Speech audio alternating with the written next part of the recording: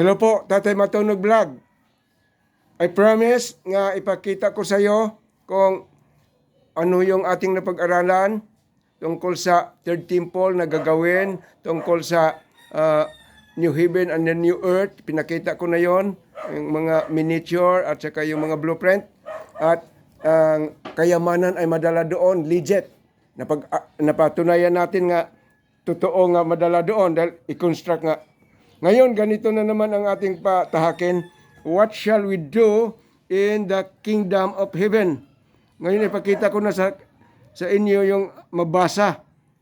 Hindi lang pala sinabi, kundi mabasa pa pala din sa Bible. What shall we do in the kingdom of heaven? Ano ba talaga ang gagawin natin dito? Sa mga maligtas, sa mga kasali na part of the eternity, part of the kingdom of heaven. Oh, ito na po. Okay. What shall we do in the kingdom of heaven? In the new heaven and the new earth. Ito ay syudad.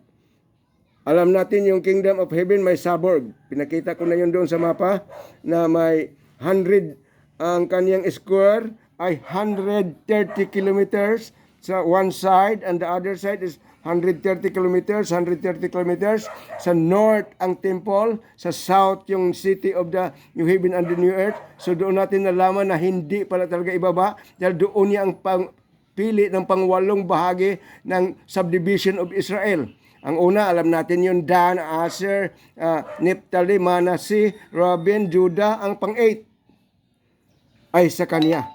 So hindi hindi matawaran nga hindi talaga hype, hindi mali-mali, kundi katotohanan na kay pinakita na niya ang mapa, ang panorama doon sa ating unang vlog. Ito naman ngayon kung anong gagawin natin doon kung tayo kasali.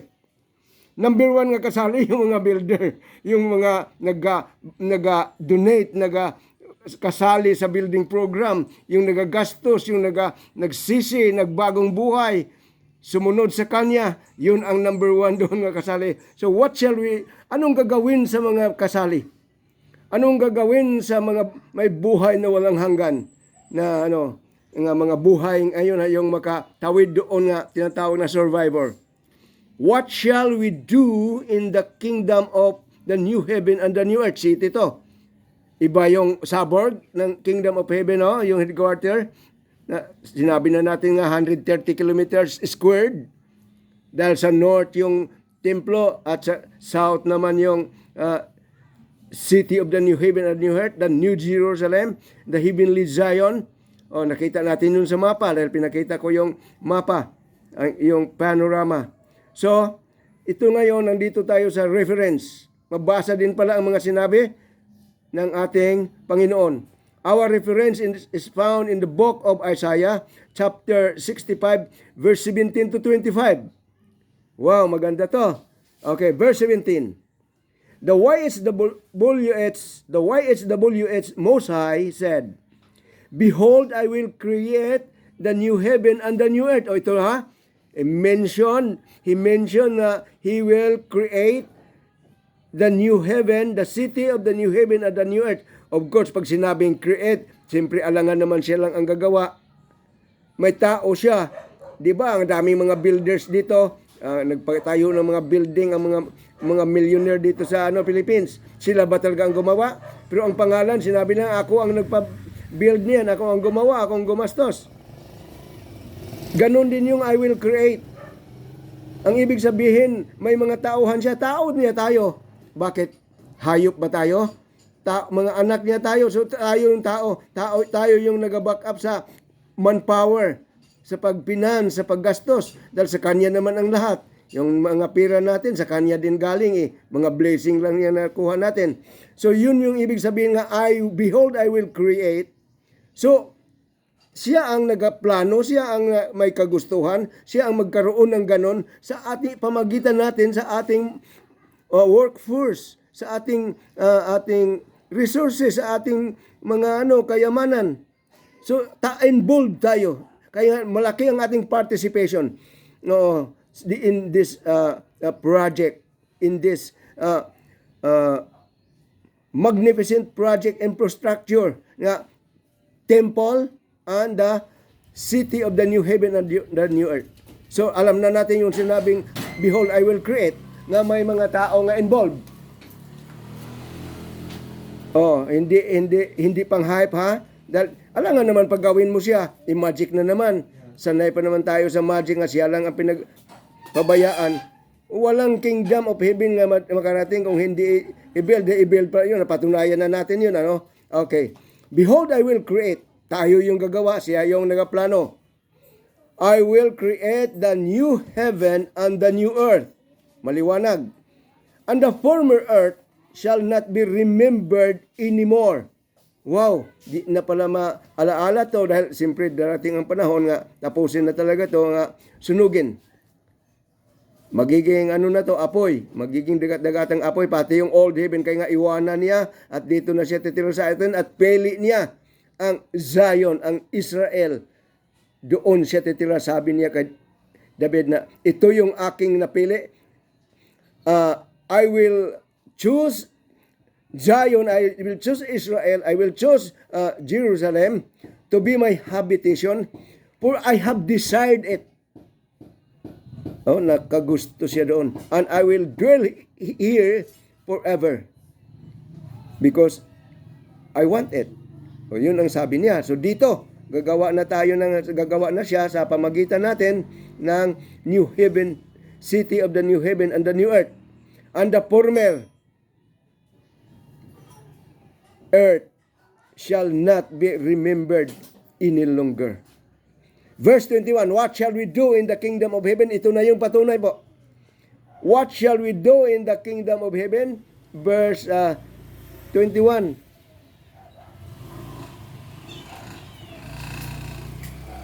They shall build houses. Oh, look at that. What shall we do in the kingdom of heaven? Sabi doon, ang mga nangaligtas, ang mga kasali doon, sana tayo, kaya nga pina-reveal ko na ito para maraming Pilipino. Di ba? Sinabi ko, Pilipino ako, Pilipino kayo, Pilipino ikaw, Pilipino tayo, na sa buong mundo, nagkala tayo. Kaya gusto kong maraming Pilipino doon. Dahil sa atin na nga pinaalam, sa atin pina-reveal, sa atin pinakita, sa atin pinabigay. He put the responsibility in our shoulder. Okay. They shall build houses. Wow. Oh, kung hindi madala ang kayamanan, paano ka? Ano yung panggastos mo? Mangnakaw ka doon na hindi nga makapasok yung mga makasalanan. They shall build houses and dwell thereof, and they will plant and harvest and eat their fruits. O, tingnan mo dito sa verse 21, dalawa ang what shall we do? We will build houses, our houses, and dwell. Doon tayo manirahan, and we will plant. Magtanim pala tayo. They will plant and harvest. Mag-ani tayo. Ang ganda pa naman doon kay abundansya. Kay 1 month lang mag-ani na. Hindi matagal, hindi 3 months. Hindi 5 months. Hindi. Ang prutas dito sa atin, 1 year. Pero doon, 1 month na lang. Monthly ka mag-harvest. So abundansya, ang ganda doon. Dahil yung river of life, the water of the living water, ay yun ang patubig, yun ang ating inumin. Kaya nga, di na tayo magkasakit, di na tayo magkamatay, wala ng pain, there will be no more sorrow, there will be no more pain. Death is discarded. Wala na ang death. So, death is swallowed up with victory. Death is swallowed up in victory. Oh, wala na ang kamatayan dahil nandoon nga yung tubig, nandoon yung prutas, kaya nagtanim tayong mga prutas along the river of the water of life.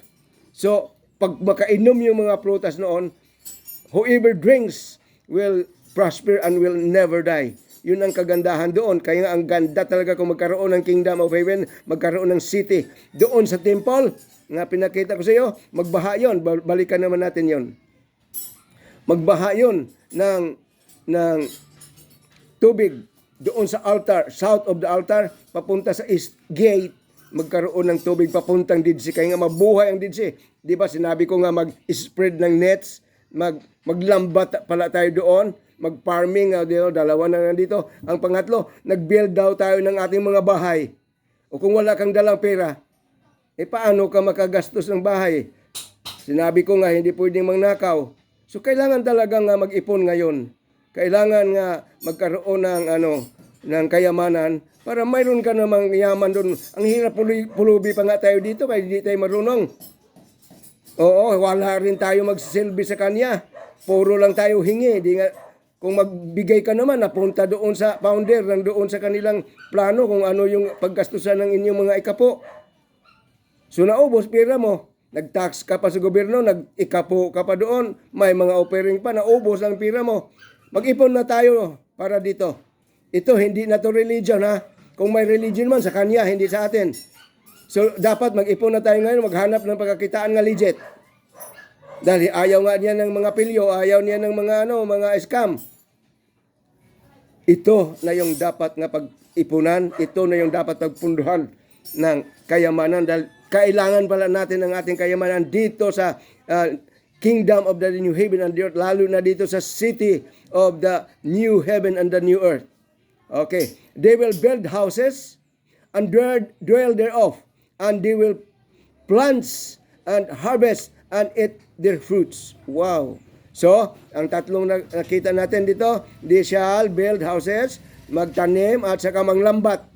Doon sa Dead Sea kay mabuhay yon pag darating na ang river of life, yung water of the river of life. Clear yon dahil ating ginawa. Bakit clear yon? Nga putik naman ang lupa. Clear yun dahil ginawa natin ng tiles, yung ginawa nating canal, river, papuntang Dead Sea, papuntang Mediterranean Sea. Dahil ang sa west, nagharap kasi sa east of Jordan, papuntang Dead Sea yung isang baha. Ang kay bundok naman to nasa taas. Ang New Heaven, New Earth nasa taas. Pinakataas nga part of Israel. So, papunta naman ang sa west, papunta sa Mediterranean Sea. So, yung Dead Sea, magkaroon ng maraming isda. Basahin din natin yon pag sa sunod ng mga vlog. Dahil marami pa tayong dapat alamin. Kailangan nating malaman, kung gusto natin ang buhay na walang hanggan, doon na natin makuha ang buhay na walang hanggan sa New Heaven and the New Earth. Dito, wala. Maraming COVID, maraming kamatayan, maraming sakit.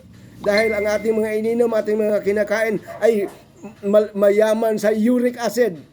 At yun ay pinaka number 1 nga free radical nga magpatay sa ating buhay. Ang dami nang nangamatay. Sana naman tayo ay makatawid na buhay natin. I want to be a survivor.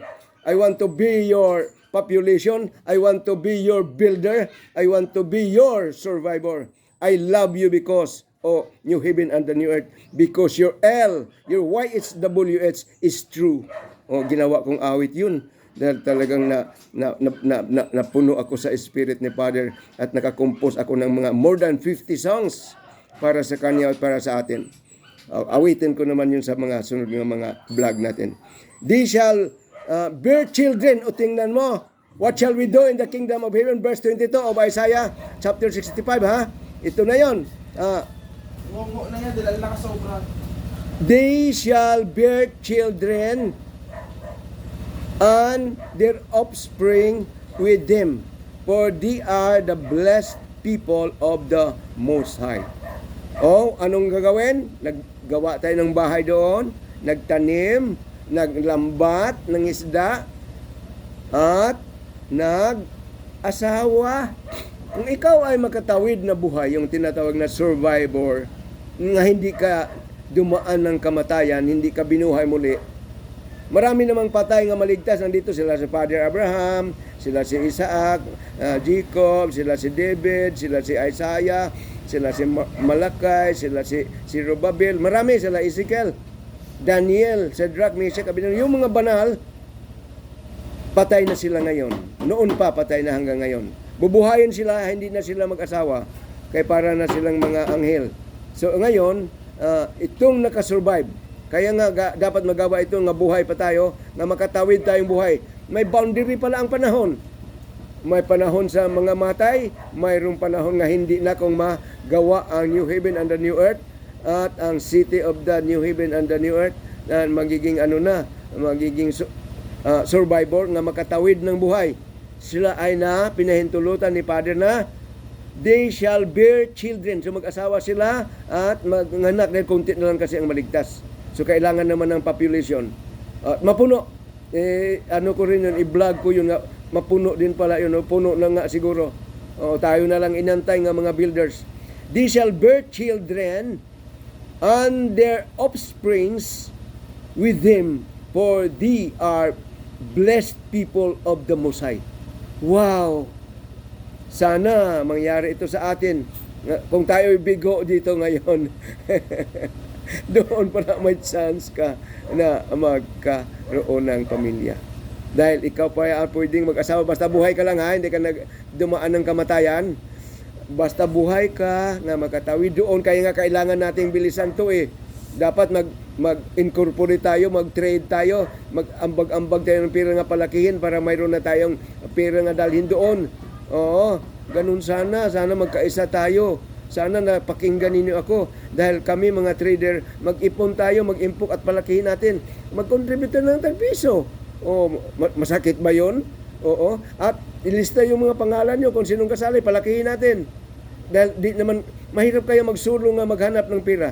Pero kung tayo magkaisa, sino bang ating gawing secretary, treasurer, maggawa tayo ng ating foundation para magkaroon ng pundo. Kaya kailangan pala, madala pala ang we can bring our wealth, our money, our silver and gold. Mga kahoy nga, mga hayop, madala natin. Wag lang baboy ha, bawal yon. Yung lang, yung topa, yung kambing, yung baka. Yun ang kailangan doon. Camel, dahil transportation yun, okay. Mga kabayo. Pero hindi kinakain yun ha. Ang kinakain lang yung gabi, topa at sa pag burnt offering. So sa ngayon, nalaman natin na magbahay pala tayo doon, magtanim, farming doon sa New Heaven and the New Earth. New, hindi old. New Heaven and New Earth. Sa bagong mundo. Okay, buong mundo din yung bagong mundo. Ang New Heaven, New Earth, bakod lang yun dahil may suburb at may countryside. Okay, alam na natin yun, Okay. They shall bear children and their offspring with them, for they are the blessed people of the Most High. Wow, nakapagaganda. Ang haba ng mga buhay nito. Baka million years, sobra pa. They enjoy in my holy mountains.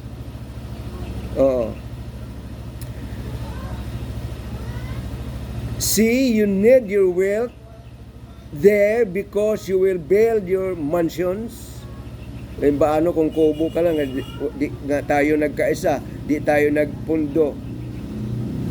Dapat magkaroon tayo ng, alam na naman, gold yung kalsada. Diamond, mga precious stones yung bakod ng ating siyudad. At nagatulda ka lang doon dahil wala kang pera, dahil di ka nga, natakot ka na sa mga scam. Ito, walang scam na. Kung tayo magkaisa, mag-contribute tayo ng palakihin natin. Gawa tayo ng ating association of fund para lumaki. Kasali ka kung ikaw may contribution. Gawa nga tayo, sino bang nakarinig nito nga magkaroon ng power na mag-meeting tayo online, Zoom tayo online, para magkaroon tayo ng association at magkaroon tayo ng pundo at palakihin natin. Maganda yun kay mas mabilis kay marami. Many hands make light works. Magiging gaan ang mga malalaking bagay kung tayo magtulong-tulong. So, yun ang aking suggestion. Bahala na kayo. Ako talagang brasuhin ko na to kung ayaw nyo. You need your wealth because you will engage in high-tech farming. You need an international harvester combined na siya tanim, siya pa ang patubig, siya pa ang mag-harvest, siya pa nag-araro, siya pa ang nag-ani, paglabas, mga bigas na lang at ang mga ipa ay nagiging feeds ng mga hayop natin dahil kuan pala doon, may mga animal husbandry. Hindi lang pala planting, hindi lang pala tanim, kung hindi may mga hayop din, may palaisdaan nga. You need your wealth because you will marry. Kung mag-asawa ka pala doon at mag-bear children. Sabi niya yun hindi ko naman yung gawa-gawa. Yun ay mabasa. So, you need your wealth because you will marry and bear children in the kingdom of heaven. So, maliwanag po. Yan, na-delivered ko na. Maraming salamat. Oo, i-review na lang ito at ayusin. Oo, maraming salamat sa inyong lahat. Now I have already given you the proof, the evidence. What shall we do in the kingdom of heaven? So natuwa ako nga naisabi ko ang katotohanan nga hindi alam ng lahat, hindi alam ng buong mundo. Si Father lang ang nakaalam at tayo. Kaya nga hindi ko kayo binula nung sinabi ko nga ang makarinig nito ay magiging matalino sa Tatay Matunog Vlogs o mga katunog. Hindi ko binula nga sa ikaw matalino. Bakit? Itong nalaman mo ngayon, alam ba nila? Kaya nga, matalino lang ang nakaintindi, nakarinig nito at naniwala. Wise is the man who hears this, who understands this, and who believes this. Wise o matalino siya. Yung katalinuhan mo, magdala siya sa kaligtasan. Ang anong sabi niya? The people perish because of lack of knowledge. So kailangan pala itong knowledge na ito, yung katalinuhan na ito. Yung knowledge and wisdom tungkol sa mga katotohanan na na-vlog natin. Dahil kung wala ka palang alam, perish. Di ka kasali doon. So magpasalamat tayo nga nandito na yung knowledge and wisdom tungkol sa kingdom of heaven. Marami na tayong vlog. Umpisahan ninyo para arrange naman yon. Sunod-sunod yun nga aking pinaalam. At marami pa akong idagdag. Yung mga panampalataya, ano ang mga doktrina doon. Tingnan ninyo kung nandyan yung mga doktrina niyo, yung mga mga celebration niyo kung nandoon. Yun ay may bayad yun. Dapat malaman natin yun. That we should live like heaven while here on earth. We will live like heaven in advance while we are here on earth. Dapat ganun. Ilabas ko naman din yun. Dahil lack of knowledge, the people perish. Siya ang nagsabi niyan, ha? Hindi ako, ha? Wala naman akong ng aking sariling salita eh. Yon ang aking sinabi nga. Sinabi niya, mabasa din pala sa Bible, lack of knowledge, the people, we are the people, shall perish because we do not know His will, we do not know His plan and purpose. Hindi natin alam ang ating responsibility sa Kanya. Puro lang tayo hingi. Para tayo mga bigat. Bigyan mo ako ng pera. Bigyan mo ako ng mabuting gumaling sa karamdaman. Bigyan mo ako nino. Bigyan ko rin. Bill mo ko yan. Parang ganun tayo. Hindi naman pala ganun eh. Maniwala ka sa Kanya. Sumunod ka sa Kanya. At magdasal ka. I-bless ka lang. At mag-ipon. Ganon ang ating gagawin ngayon. Dapat sinabi ko kanina. Sana tatalab ito sa inyong mga isipan, sa inyong mga puso. Dapat magkaisa tayo. Magkaroon tayo ng sarili nating trading. Kahit konti lang. Yung tinatawag na 100,000. In 15 months, magiging 2 million na. Ang 2 million sa 2 months, magdubol-dubol yun. So, ang bilis natin magkapira. So, sana magkaisa tayo. Sino bang anong ipangalan ng ating corporation? Financial corporation. Dahil, kung kaya mo magsulot, suluhin mo. Pero kung hindi, dapat kayong mga pulubi. Ako pulubi. Gusto ko kailangan ng mga kasama. Ako, matanda na. Paano pa mang-scam ang matanda? Ako, pwede ba mag-scam nga pinakita na ni Father itong katotohanan? Ako mang-scam pa? O di purnado yung aking magiging pagpunta sa Kingdom of Heaven? Ipalit ko ba yun sa pira nga ating malikom? Ipalit ko yung aking kaligtasan doon, ang aking part sa New Heaven and the New Earth? Ay hindi na. Pira lang, mawala din yon. So, ito ay katotohanan na kung tayo magkaisa. Dapat tayo mag-ipon. Magpalaki tayo ng pira. Mayroon akong alam nga company nga nag-trade kami. Nakapasa din ako ng masteral. Ako ay ipakita ko pala, maganda. Ako ay nakapasa ng trading dito sa affiliate sa ito yung aking ako ay first batch. Ito yung aking award. Ito ipakita ko sa inyo para malaman niyo nga ako ay tunay. Ito po. Ito po, Certificate of Achievement, Rolando C. Matunog, Batch 1, type top 5 po ako, oh. Top, ipakita ko. Top 5 ako, oh. The top 5 students, yan, oh, maliwanag. The top 5, oh, Rolando C. Matunog, in recognition of being one of the top 5. Lumabo. May galit. Lumabo. Top 5 of the affiliate learning program batch 1. Ayan, oh. Yan. Okay, buuhin ko. Yan. Yan ang mga scam nga ako nakapasa sa tinatawag na forex trading masteral degree. So kung maka-trade tayo ng ating nalikom na pera, magkaroon tayo ng bahagi doon, magkaroon tayo ng magandang pera, maliwanag na pera na dalhin natin sa Kingdom of Heaven. Kingdom of Heaven na to, di pwedeng scam. Pakinggan niyo ako. Dapat matuto tayo nga magkaisa. United we stand, divided we will fall. So, bahala na po kayo. Sana makarinig kayo at maniwala. Okay, bye-bye. Pagpalain tayong lahat.